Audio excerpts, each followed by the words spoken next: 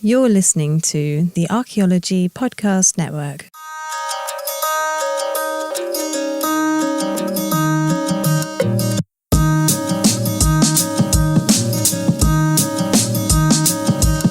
Hello, everyone. Welcome to another episode of Archaeoanimals, the podcast all about zooarchaeology. I'm your host, Alex Fitzpatrick, and with me, as always, Simona Palanga. And today is a very special episode. One, because it's the final installment of our miniseries that we've been doing for the last couple months called Where in the World, where we finally break out of our British shelves and enter other parts of the world to take a look at the zooarchaeology there. But it's also due to me not being able to count. Today's our 50th episode. We should have done something special. I was going to do something special. And I think I've talked about it on this show, but I'm really bad at math and counting and numbers. And I think it just goes over our head as well, because I think our first anniversary as well, they completely went over our heads. Only after it went live, it's wait, so we've been doing this a year and we went with fish. Well, that was just cruel irony, I think. But yeah, so next episode, we will have our belated happy 50th episode celebration, which we have a very special thing planned. But yeah, so let's pretend this is 49.5 and we'll get on to it, because today's also unique, not only because it's the 50th episode, not only because it's the last installment of this miniseries, but we've been breaking each of these episodes into continents for ease, and today we'll be looking at the final one, which is Antarctica. Might be a little short, this one. Yeah. There's a lot of brain stretching in this episode in terms of content, but I think we did a good job. Yeah, of course, Antarctica itself is our most southern continent, and literally sitting at the south pole of the planet. However, because otherwise it's going to be a real short episode, we'll be broadening our sight a little bit over to the Antarctic region surrounding the continent as well. So we'll include offshore islands, just the South Shetlands, South Orkneys, the South Sandwich Islands, among others. I got really confused for a moment when I first read through the notes. That's the Shetlands, Orkneys. We're wait, what? The South Shetlands and the South Orkneys. Okay, real creative, guys. Yeah, there's a lot of South XYZ islands we'll have in this episode. We'll be sure to make sure we specify, but yeah, I can understand why it might be a little confusing. Now, what makes this even trickier is that Antarctica has never had a quote-unquote permanent human population. Even today, the human population that does exist on Antarctica is mainly research staff, so they're not really there permanently. So what we would consider archaeology would be fairly contemporary, especially compared to the other episodes we've done. That said, there's still archaeology that's being uncovered in exploring the kind of early years of human contact with the continent. So, for example, the oldest human remains found so far were from an indigenous woman, likely from southern Chile, who's been interpreted as a potential sealer who had actually died in the 1800s. And there was an entire sealing camp found near her body. So there is archaeology per se. It's just definitely very contemporary in the grand scheme of things. But it is really important to understand, because it's kind of telling us the story of this continent that's been so out of reach for ages, and how we've slowly got human contact with it. And I guess how we've shaped it over time, if you will. For better or worse, I guess. And we'll get more into that. If you like geopolitics, folks, then you'll love this episode. I don't know, how much work has been done under archaeological conditions in Antarctica, because that probably is sort of even it would not surprise me if there would be even older remains in that. I think there probably is. There is a surprising amount of archaeology when I first started researching it. I really thought we were going to have to stretch it, but there's been a fair amount of archaeology done. Again, it's very contemporary in the grand scheme of things, because I think the oldest stuff is about the 1800s. But who knows, really? I mean, possibilities are endless in terms of their potentially being even older, remains somewhere. But yeah, because I guess even if it's in the form of shipwrecks, of populations trying to reach the continent and just going, oh, well, never mind. But yeah, so we will start, as we've been doing all these episodes, with our kind of wild species that they're just there, usually don't mean anything more than they're there or they've been hunted. And let's be real, a lot of this episode will be talking about hunted species. And we will start with the Antarctic fur seal. Arctocephalus gazella, which again, confusing, nothing to do with gazelles. Yeah, there's going to be some really interesting names as well in here. So it's a pinniped species or seal species that is technically located in the sub-Antarctic regions that are, just north of the actual Antarctic continent. Unsurprisingly, given its name, the fur seal has been mostly threatened by sealers hunting them for their furs. And interestingly, it's these sealers that actually provide much of the early archaeological record in the Antarctic region. Excavations of 19th century sealing camps at, say, the South Shetland Islands, for example, have actually revealed the kind of methods in which sealers would utilize their surroundings to create temporary shelters, either in natural occurrences like caves or through scavenging materials like whale bones and seal skins to create huts along with rocks. And, seal skins, I think, will be another kind of recurring theme in this. Obviously, sealing kind of brought people to the continent, but sealskins themselves were utilized as a raw material for clothing, such as footwear, although sealers also brought a fair amount of their own personal materials and items with them, and a lot of that is still found in the archaeological record there. But it's really interesting to kind of see that importance of seals in the Antarctic record, not just as the artifact itself, but like such a huge influence on how the archaeological record was created to begin with. The fact that, the seals attracted humans come here, and that starts that kind of record being created. And archaeology of sealers has actually been used as a framework by some archaeologists to kind of look at the way capitalism has eventually spread to Antarctica via, the need for seal furs, leading towards that geopolitical situation that I was kind of talking about earlier, where many countries are kind of trying to exploit the continent for various reasons. And ain't that just the way? But going away from the poor fur seals, our next one, we have the equally poor blue whale, Balnoptera musculus, so hashtag muscly boy. Well, are blue whales particularly muscular? I mean, they must be like, oh, that's well, like, well, they're all fat, right? That's why I feel kinship with them. Don't fat shame the whales. I said I feel kinship with them. Blue whales are a species of baleen whale, meaning that they have those sort of massive plates of baleen as opposed to teeth.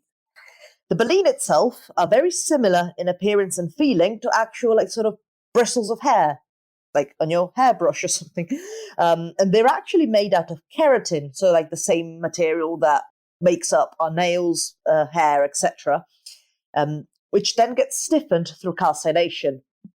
Baleen are used for what's called filter feeding, where sort of basically prey, such as small fish and krill, gets sucked into the mouth with water, which is then pushed out of the mouth through the baleen, thus keeping the actual prey inside.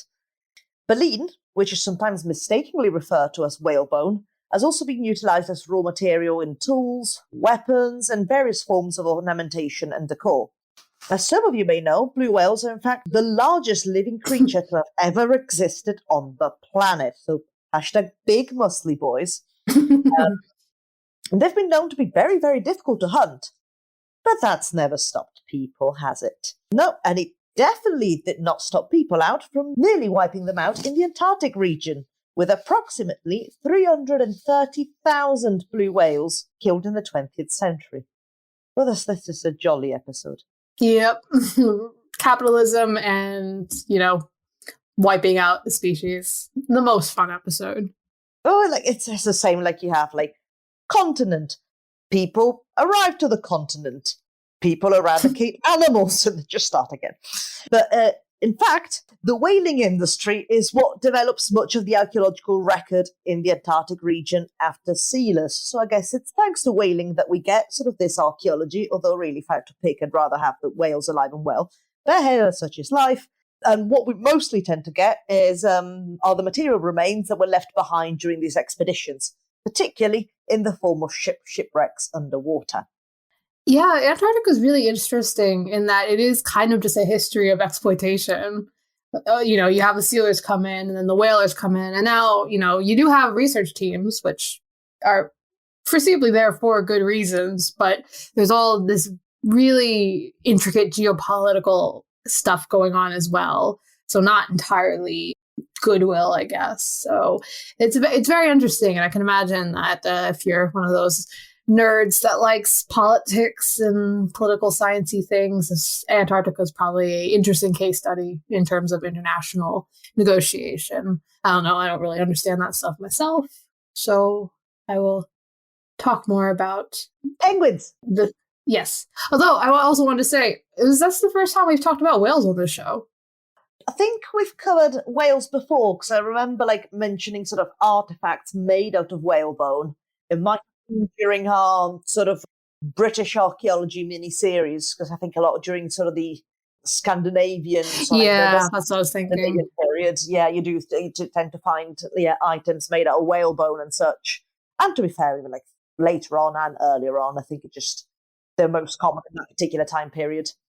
We should do a full whaling episode, especially because I am very fascinated by whaling. My great-grandfather on the Norwegian part of my family was a whaler from Norway. So we have a bunch of whaling stuff in our house, I think, still somewhere, but very interesting. And I always found whalebone to be the most aesthetically pleasing out of raw materials from animals, which is a bit morbid, but I think it's nice to look at, bad to get from whales. Anyway, we're talking about penguins, which are my favorite animal on the entire world. So we'll talk about the emperor penguin instead. Aptenodites forsteri. And I chose the emperor penguin because it's the tallest of all penguin species. And it's perhaps the ideal image conjured up when one thinks of penguins, which I do a lot because, again, penguins are my favorite animal. And they have a very distinct yellow-orange kind of ombre effect from their shoulders to their bellies. They're very cute. But sadly, we need to talk about dead emperor penguins because they actually factor into the archaeological excavations of expedition bases located on Ross Island at the site of the Terra Nova hut at Cape Evans. Archaeologists were actually able to recover the well-preserved remains of 8 emperor penguins. And I've seen the photos and it makes me very sad because they just, they're very well preserved and they're just dead penguins. But they were killed and saved as food in light of severe rationing of food during a 1914 to 1917 stay by an expedition team that was unable to gather further supplies for 3 years. And again, that's another theme that will be talked about in this episode in people not knowing how to survive Antarctica. It's like people not packing enough supplies, or people just getting stranded. And a lot of the worst parts kind of carried by the animals, sadly. And penguins are so cute, so it did make me really sad to see those pictures. So right now I'm picturing a really bad reality, stranded in Antarctica. I would simply just let the penguin eat me. Just saying. I mean, probably would. They are fish. Yeah, no, they probably would. What is a human but a very big fish that's on land? Yeah. Anyway, I don't know. Like I said, we'll get into this in probably in the next segment, particularly. But a couple themes that we're going to hit here. Obviously, exploitation and just people not being prepared. And it makes sense. I mean, Antarctica was such a different kind of environment for a lot of people when they came here. And, like I said, we'll talk a bit more about the kind of geopolitical issues with the fact that all these countries wanted to claim Antarctica for themselves. So there was basically kind of a race to claim land on the continent, but it was also the worst possible place to try and do anything at any speed. Yeah, so I guess many of them Yeah. So, and like I said, we'll definitely talk about this in the upcoming segment, because believe it or not, I was able to make a list of domesticates in Antarctica. So if you want to take a guess as to what kind of species will be on that list while we take a break, and we'll be back with that segment. And we are back with Archaeo Animals, the podcast all about zooarchaeology. We are talking about the zooarchaeology of Antarctica, of all places, as part of our mini-series, which is coming to an end, called Where in the World?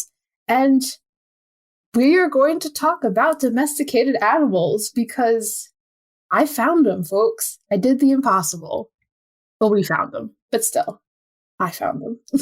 Because we thought, you couldn't have possibly have heard enough about sheep. You're like, where's my sheep? I want to hear about some more sheep. And I said, by God, we would find some domesticates to talk about. And to be fair, actually, no, we do talk about sheep in this episode. I just remembered. So, you know what? Never mind. I was going to be like, oh, well, at least we have some different ones. Nope, it's the same ones, same species. We didn't even have to do this. We probably could have just replayed the same domesticate segment from the last couple episodes. Boy, will some of them have fantastic names. Yes, this is true. So let's get right into it. So obviously, we're not really talking about domesticates that kind of sprung up from the continent, are we? Instead, we're kind of talking, I guess we're cheating a little bit, but these are domesticated animals that were introduced to Antarctica. Because obviously, as we ended the last segment, we were talking about how the history of Antarctica is a history of exploitation and loads of humans coming in and geopolitical issues, all this kind of stuff. So you have all these human visitors coming to the continent, and unsurprisingly, they brought their own animals as part of their expeditions.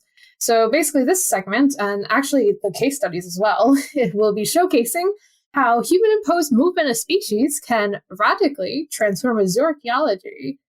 So looking forward to zooarchaeologists in 1,000 years trying to figure this ones out.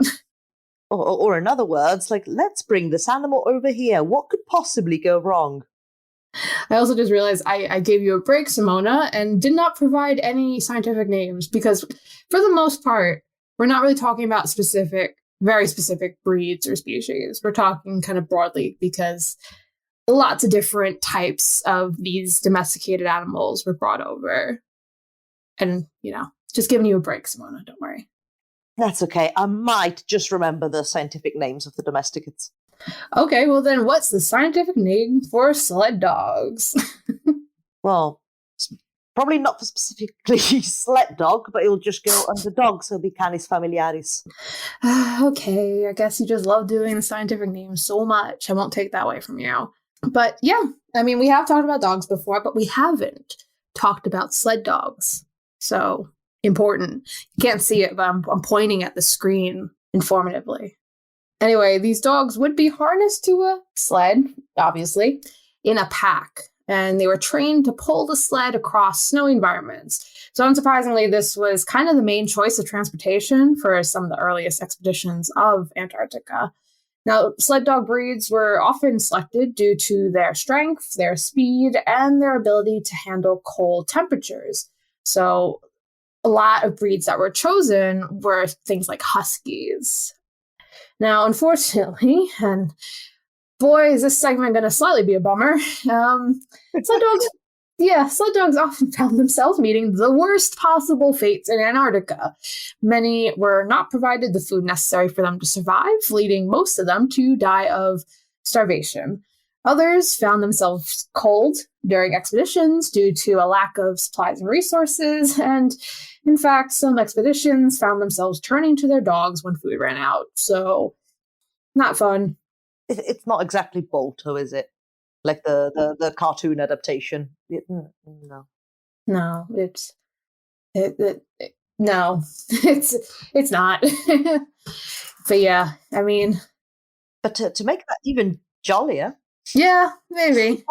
Dogs weren't the only ones that met such horrible fates. Please, Sandy, cover your ears. Good. Sorry. My dog sort of sat right next to me, so just like, yeah, just cover your ears. Don't listen to this bit or the previous bit or any of it really. But yeah, dogs weren't the only animals that were brought over to Antarctica as a means of transport. Ponies were also brought for reasons. I mean, ponies. This was the strategy for the Terra Nova expedition, a particularly ill-fated expedition where the main party of explorers, including its captain Robert Falcon Scott, all died attempting to return from the South Pole. So out of all the choices, because choices they were, that Scott made for the trip, including attempting to use a mixed transport strategy of sled dogs and ponies at the same time. First slight flaw in that plan is that the person that was charged with acquiring the ponies didn't know much about horses, so the animals themselves were not particularly fit for purpose. Second issue, the snowshoes that were brought along for the ponies, because they would be absolutely necessary for them to move through the snow, did not actually fit all of them. So, unsurprisingly, much like the sled dogs, many of them ended up in horrible fates, just eaten by said sled dogs, drowned and or eaten by orcas, etc., etc. So I guess that's more like never-ending story. Yeah, and I wanted to, point out the Terra Nova expedition in particular because it is that expedition we were kind of talking about previously. People were racing towards the South Pole, and the Robert Falcon Scott's expedition was one of the ones that was racing. There's another one who's I already completely forgot who the other person was, but it was two teams basically racing. And this guy, Scott, was like, well, we got to get there as fast as possible. So I'm going to pick the most incompetent people to make the decisions. And then they all died. So didn't work out for anyone across the board. But I guess some orcas got fed. Also some sled dogs. Well, I think the sled dogs also eventually died. So, but with a full belly. Yeah, I guess. Yeah.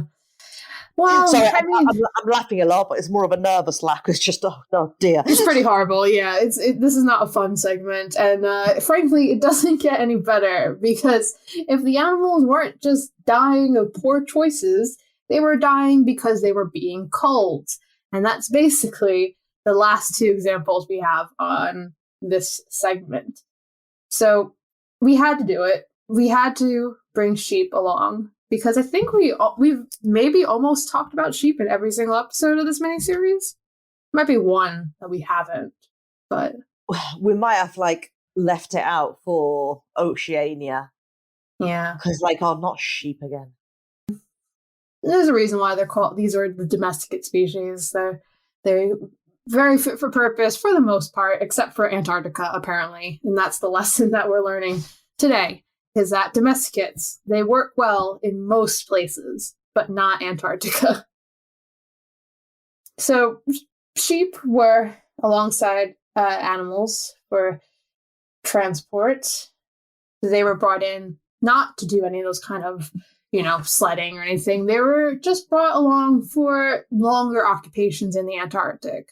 Once you got there and you had to stay there, many people needed to have these kind of domestic kits.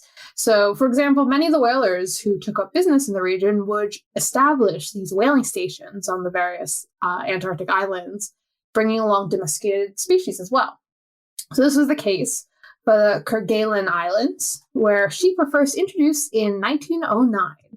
And as of 2014, sheep still remained on the island, although there's been a campaign to cull the population for the purposes of conserving the native species there. So it's kind of a tough decision. And, I didn't think we were going to have to talk about cats in this part, but apparently there's a colony of feral cats on the Kerguelen Islands as well. So domesticates really got around in the Antarctic region. In spite of all odds, because it's not, the easiest of climates, and yet, life finds a way. It's very interesting, actually, to kind of compare these two side by side, in that, you have sled dogs and horses that, I mean, I guess in one respect, they were getting put through the ringer. They were going through the environment, pulling sleds and being beasts of burden and whatnot. So they had it really tough. And then you have all these other domesticates that didn't necessarily have to do any of that kind of hard work, and they apparently flourished. Although, again, I think, these domesticates really weren't brought on the continent proper. They were kind of in the islands around it. So it's still cold, don't get me wrong, but potentially not as bad in terms of rough climate. That makes sense? Not full-blown South Pole. No, cold. they're still in the area, so it's definitely still cold. It's surprising that a lot of these species kind of just chilled out. But yeah. Especially sheep, because sheep seem to have this determination to just kill themselves. They'll do just anything in their power. Like, is that a cliff? Let me just run towards it and off it and see what happens. Yeah, so, I wonder how they were so forthright in staying alive in this case. Very interesting. And, I mean, I'm not sure. I couldn't find any up-to-date information as to whether or not there's still sheep there. It seems like they were culling a lot of these sheep, but who knows? To be honest, there might still be one out there. Yeah. Well, if you do know, or if you've been to Antarctica, please tweet at us at ArchaeoAnimals and tell us more about sheep in Antarctica. If you're a sheep in Antarctica, please let us know. We'd love to interview you. Also, how do you know how to use a podcast? That's amazing. There's so much I need to ask you. But that's how they made it out there so long. Oh my gosh. But yeah, and I guess the final domesticate that has spread across Antarctica is the pig, which, similarly to sheep, they were also brought along by whalers and scientists setting up sort of permanent stations on various islands around the Antarctic region. Now, one of the islands has become so overrun with pigs by the mid to late, 19th century, that it was eventually named Île aux Cochons. So, Pig Island. I mean, it was also... there you go.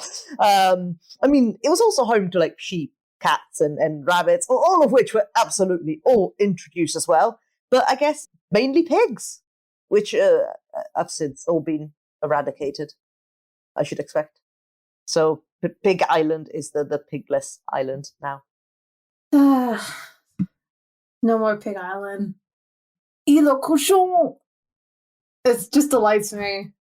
It delights me to no end that it's just the Pig Island that's in the Arctic. How did I go through my whole life, 29 years of my life, without knowing that there was a Pig Island in the Antarctic? Yeah.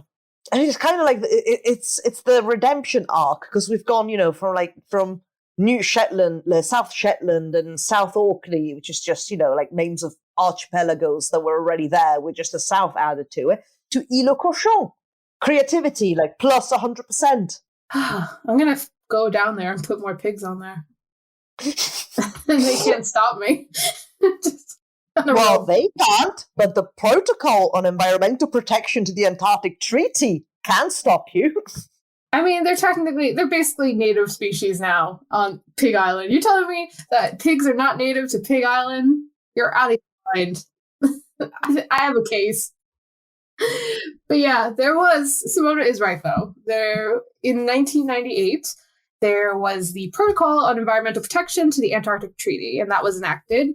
And it basically created a ban on bringing non-native species to the continent. That being said, it has not stopped invasive species from taking a hold. Now, obviously, we've done a whole episode on kind of invasive species. You can listen to that. But, it happens. It's very hard not to have that happen, let's be real. Where people go, species kind of follow in some way or another. Now, unsurprisingly, most of these are marine invertebrates that probably came along via ships. So your crabs, mussels, barnacles, algae. But there is a worry that rodents may eventually make their way over, such as rats. So who knows?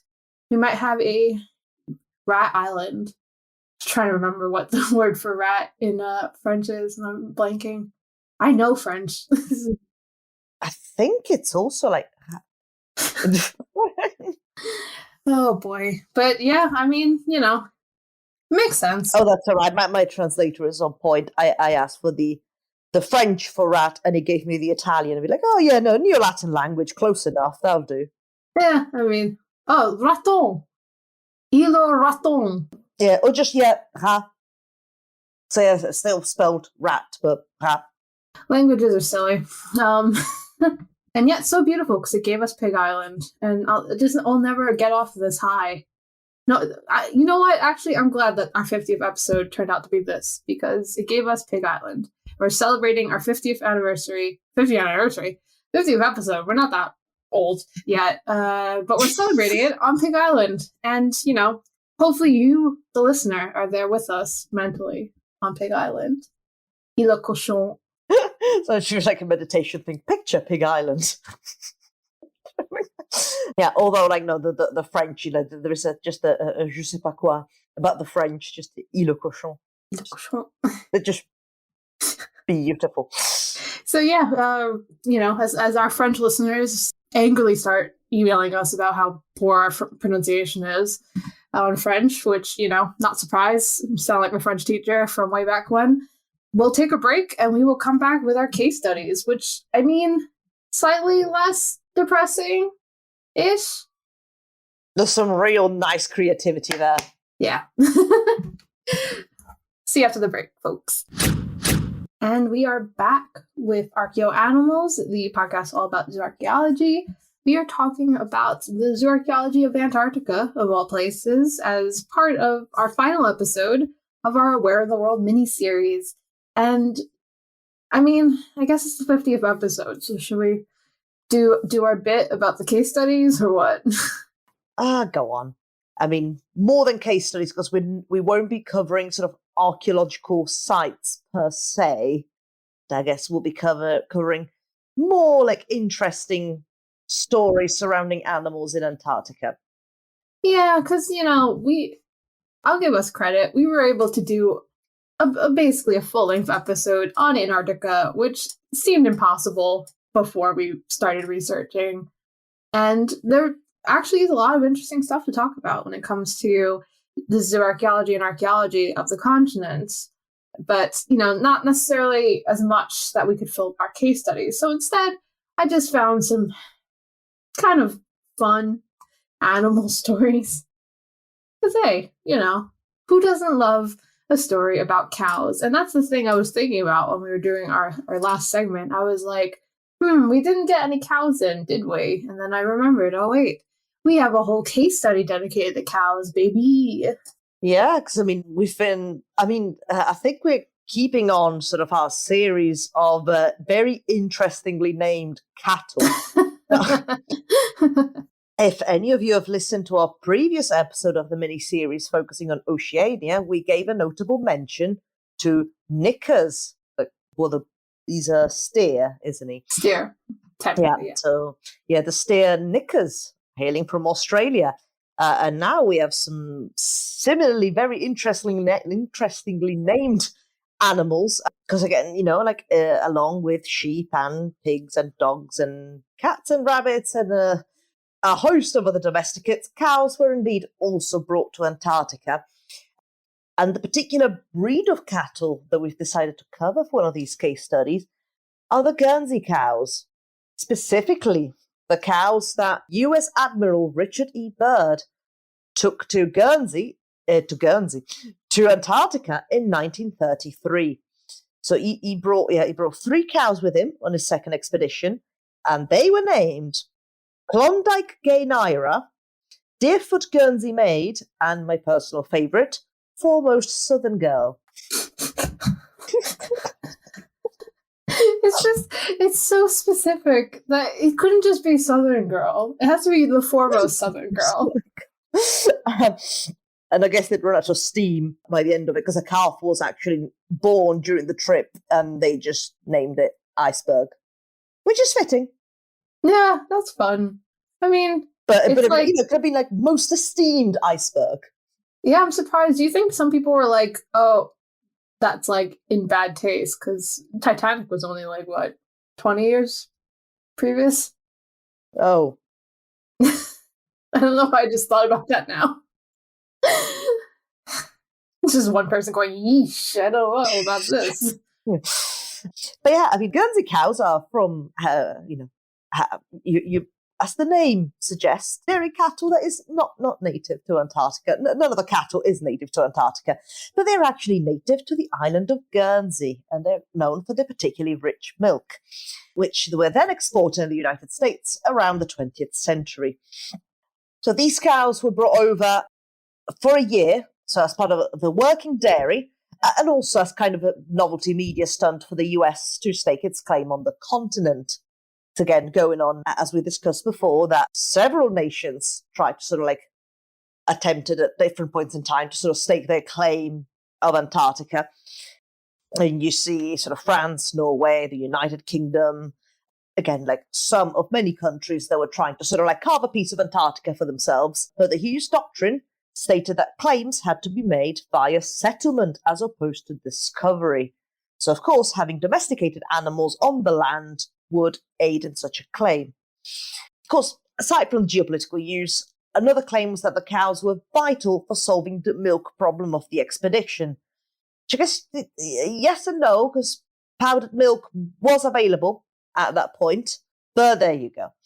Again, also like part of it was there was a media element to it, as sort of in the 1930s, sort of fresh milk and the dairying sectors were sort of turned into icons, sort of Americana. Purity, health, and nationalism. I need to emphasize this as the American on this podcast, because honestly, even talking to my partner, he's always just like, what's the deal with milk in America? Like, big dairy is a real thing. And like had such a chokehold, especially like even for me growing up in the 90s, dairy, like milk being pushed as a very important, vital thing. You know, we had the Got Milk campaign and things like that. And I mean, me and my partner have been watching YouTube videos of like old American commercials or adverts, as you say here.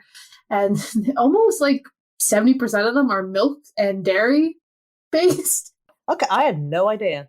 Yeah, it's something that I don't think, if you're not from America, I don't think you know. And I think even if you're from America, you may just think that's normal.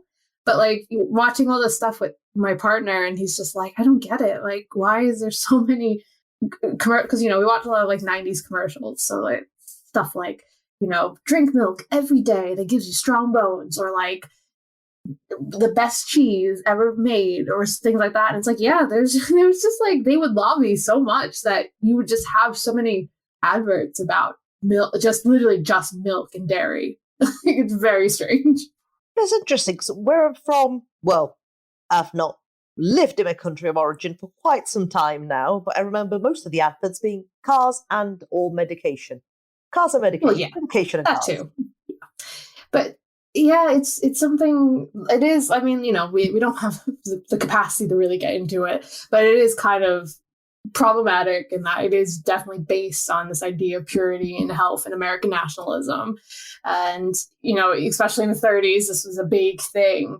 So it makes sense that this was a huge stunt as part of their kind of geopolitical chess game that they were playing with other countries by bringing these cows and being like, oh, look, you know, look how American this is. There's nothing more American than an exported cow or an imported cow. Cow on permafrost.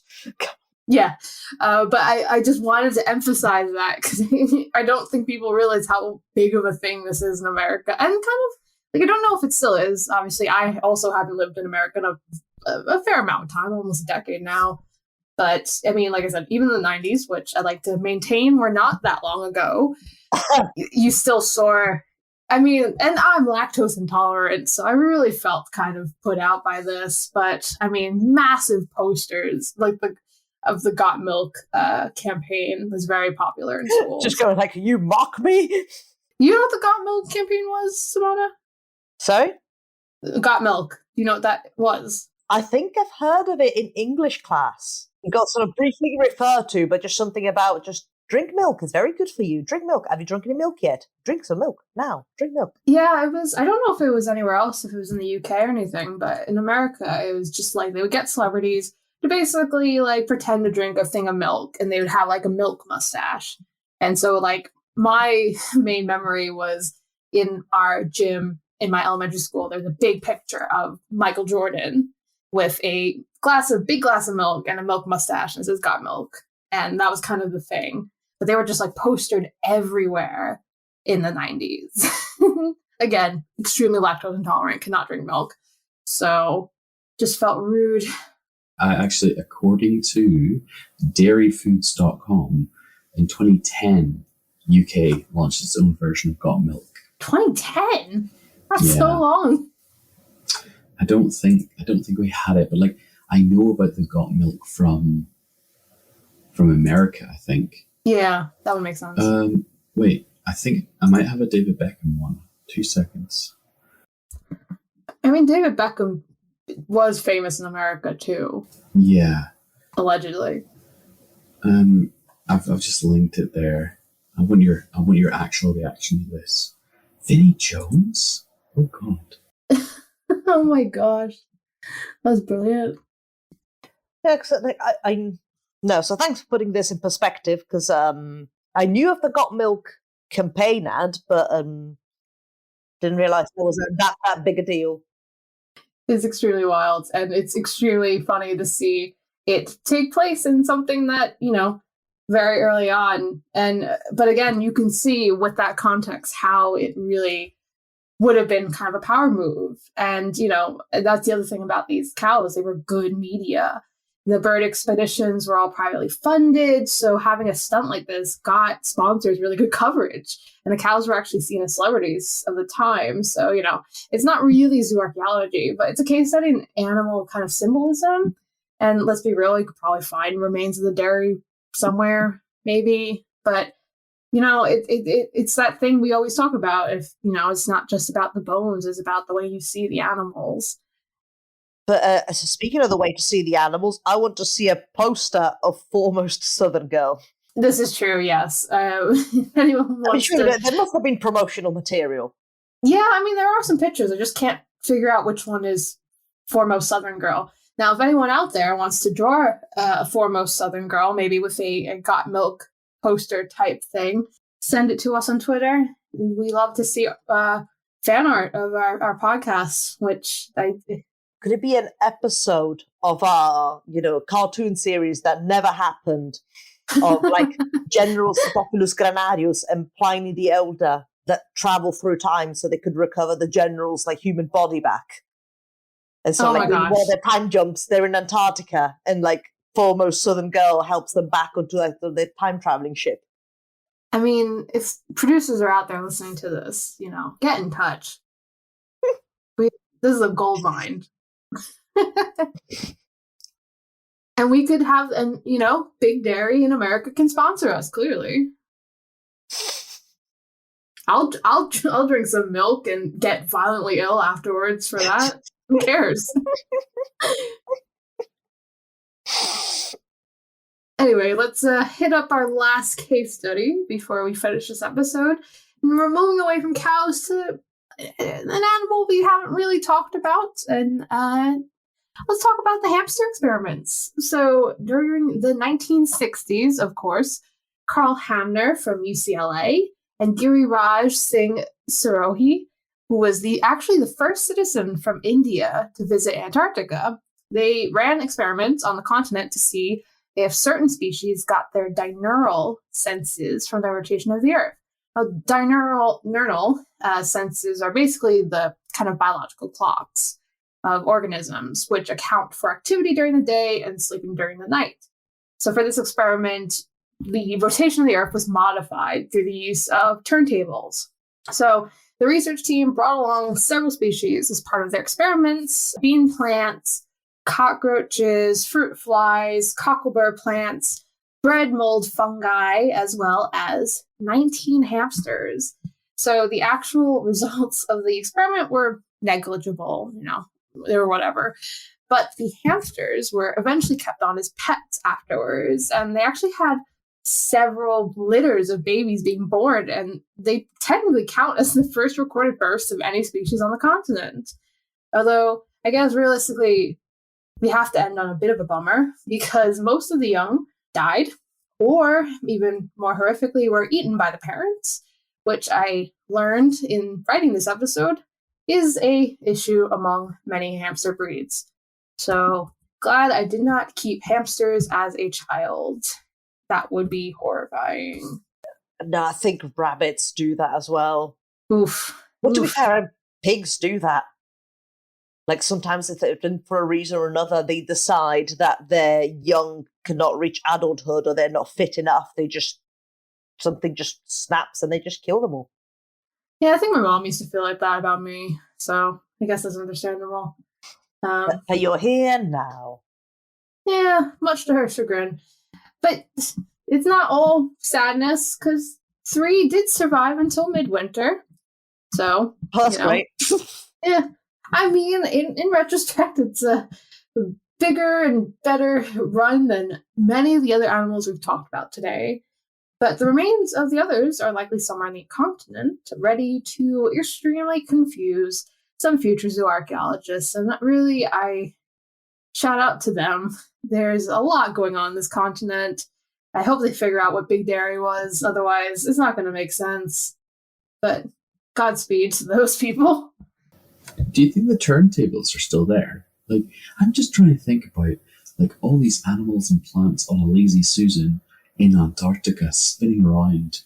Like, was it fast or slow? Like, because how slow does it have to be to, like, match the rotation of the Earth? Yeah, that's what I was like, spinning thinking. really fast. So it must be like a lazy Susan, like a Yeah, slowly, like a rotating cake stand, maybe they use it as a cake stand now. Who knows? I don't know. It seems like anything goes in Antarctica, including any species, even if there's a treaty in place. But yeah, so we did it. We made it through the world. Simona, any last thoughts and remarks about our wild trip through all of the continents? No. You tired? You tired from this trip that we've taken? Just tired of all the death that we've talked about. Yeah, I mean, kind of a bummer episode to end on. I mean, we had to talk about Antarctica. I thought it would be a funny way to end the series, but I mean, it's tough. It's tough to live in Antarctica. It's tough for humans even today. And I don't understand why anyone does it, but I guess it's good that they do it because we learn a lot. Science! It's for science and all that. I mean, it's like how I also don't understand why anyone would want to be an astronaut. Just, I love comfort. All that seems too much. Well, I guess maybe do we have to do a zooarchaeology of space soon? I mean, I would love to do a zooarchaeology of the xenomorph. Who among us wouldn't? We'll have to talk later about that because I also kind of want to do one on the xenomorph. But that is neither here nor there because it's in space, and I think fictional. We should just and fictional. So we'll hold that thought, and if people really want to hear that, let us know because you can contact us at ArchaeoAnimals on Twitter. We are also obviously on any kind of podcast platform wherever you get your podcasts. Tell your friends about us. Subscribe to us or follow us. I forgot what the terminology is these days. Leave us a review. That's great. Otherwise, you can just send the link around. We are obviously at Animal Archaeology Podcast Network.com. And yeah, obviously, we're happy to hear about what you want us to talk about. For our next episode, we will be belatedly celebrating our 50th episode. So for those of you who have stuck around since 1, first of all, shout out to my mom. I assume she's the only one who has. And 2, thanks a lot. We've been doing this for a weirdly long time, actually, because I think we're at, almost 4 years now? Over 4 years. I think it was 4 years. We started May 2018. Yeah, so we've been doing this a while, and we've now finally hit 50 episodes. We may be slow, but we are full of value. We get there. Slow and steady wins the whatever podcast race. I don't know. This has been Alex Fitzpatrick. And Simona Falanga. We will see you next episode. Otherwise, I don't know, whatever. Bye! Bye!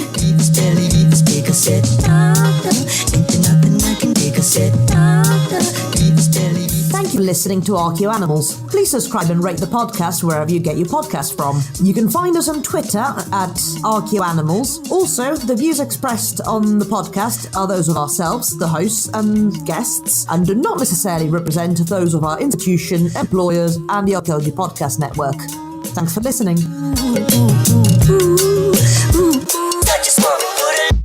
This episode was produced by Chris Webster from his RV traveling the United States, Tristan Boyle in Scotland, DigTech LLC, Culturo Media, and the Archaeology Podcast Network, and was edited by Laura Johnson. This has been a presentation of the Archaeology Podcast Network. Visit us on the web for show notes and other podcasts at www.archpodnet.com. Contact us at chris@archaeologypodcastnetwork.com.